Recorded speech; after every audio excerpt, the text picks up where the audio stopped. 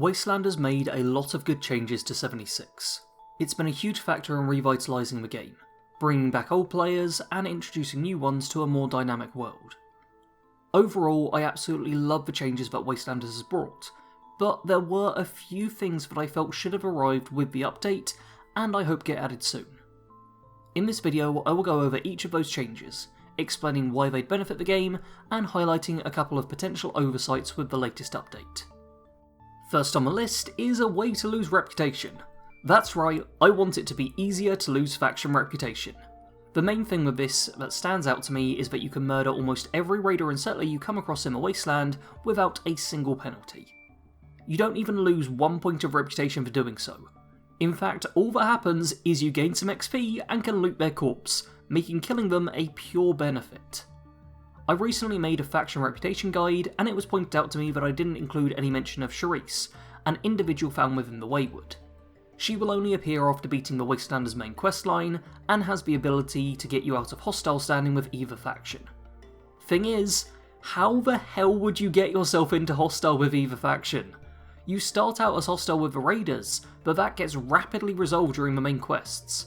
You would really have to go out of your way to try and pick speech options which reduce faction standing, and even then I imagine it would take months to lower your reputation enough to be hostile again.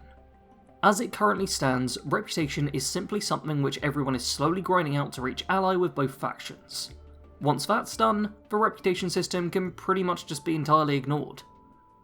Not only would losing rep for killing friendlies make the reputation system less linear, it would make sense. Neither side would be particularly happy with you wiping out their current members, so the fact they don't bat an eyelid about it feels unrealistic.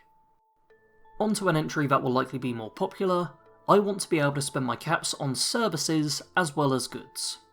The main items I spend my caps on are plans I've yet to learn. My main character has been around since the early days, so there are very few plans left that they've got to learn. What this means is that I'm rarely spending any money.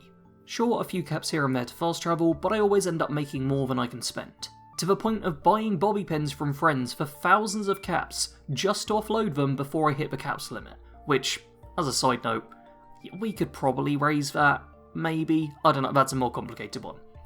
Anyway, Wastelanders did introduce one way I can spend my caps on a weekly basis, that being buying gold from Smiley. At 6,000 caps a week, I thought that I might end up running short.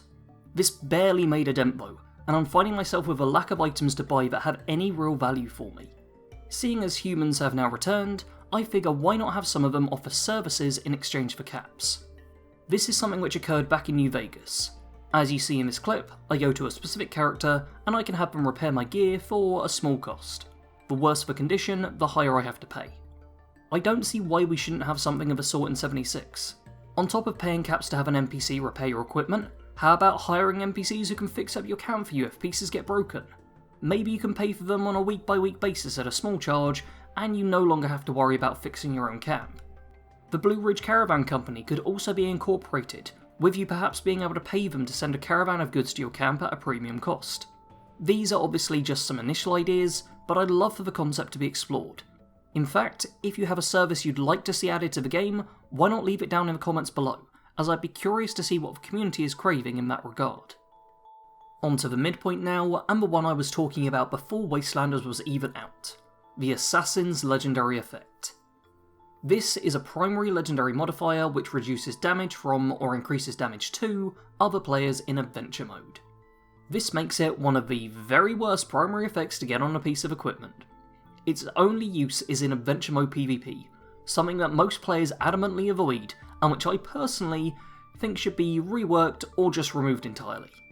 Even for the few players who do try and initiate PvP in adventure, they aren't going to be using Assassin's Legendaries, as there are so many other effects, and they're going to instead want 2-shot Teslas and full sets of Sentinel's gear.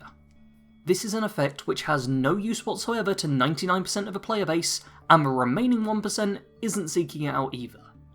Instead of just removing the legendary effect, why not change it to read humans instead of players?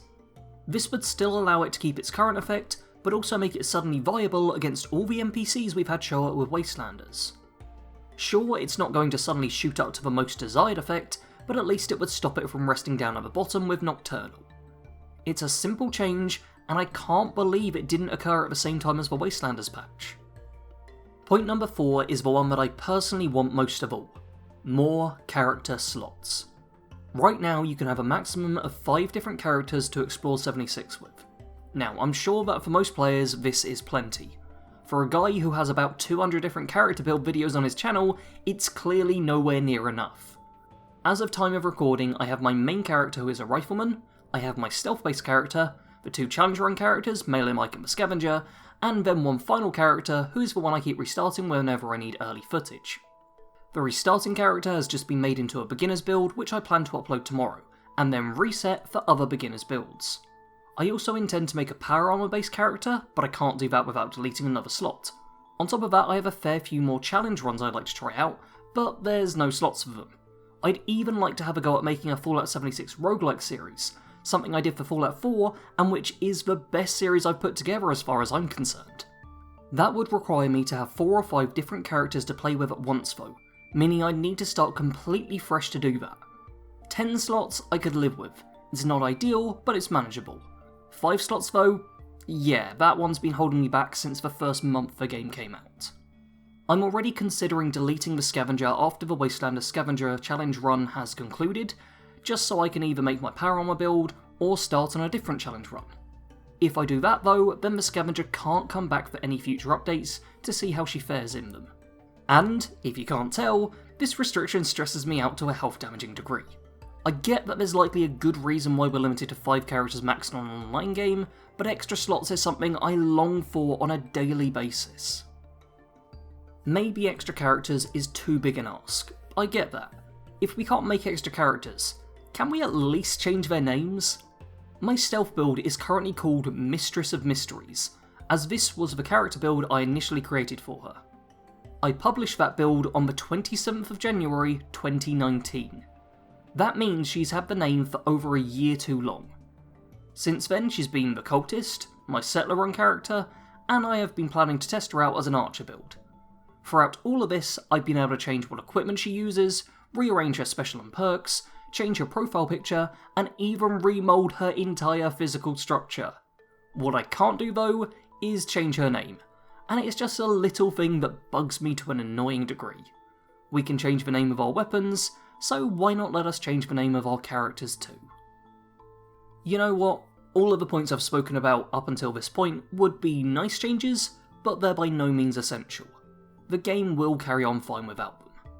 There is one thing that absolutely has to change though if the game wants to truly step out of the shadow that was made for it. Glitches, exploits, and hackers need to stop. Please.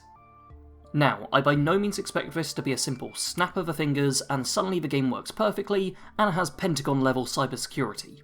That would be ridiculous. But what's also ridiculous is how many hackers and exploiters are currently in the game and seem to have no real deterrent against them, nor any perceived reason to stop. I would like to point out that I'm on PC where the issue will always be worst.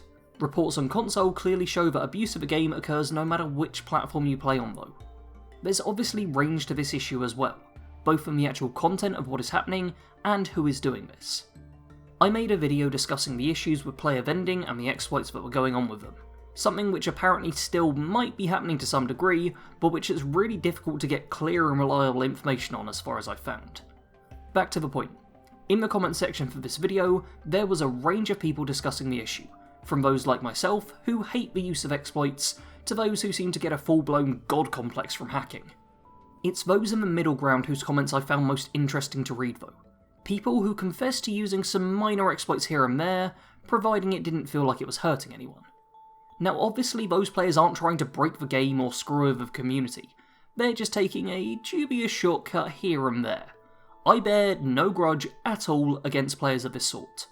Those who try to dupe so many items that the servers crash, steal gear from other players, or aimbot in nuclear winter, I do bear a grudge against, and I think that these players need a permanent ban, something which Bethesda is far too slow to act upon. Serious hacks and exploits not only need to be patched as a priority, but there also need to be a punishment for those who abuse them. We aren't getting an Inside the Vault this week, as the next roadmap is being worked on. It doesn't matter what new content we get though, If malicious players have an easy and near consequence-free time in this online game, then there will always be a permanent barrier to enjoyment for all who play. And as for those who search for duplication glitches every other day on YouTube, something I know happens because I'm always getting Fallout 76 duplication glitch as a recommended tag for every video I upload, to them I would ask why they want to avoid the actual process of playing the game and earning items legitimately.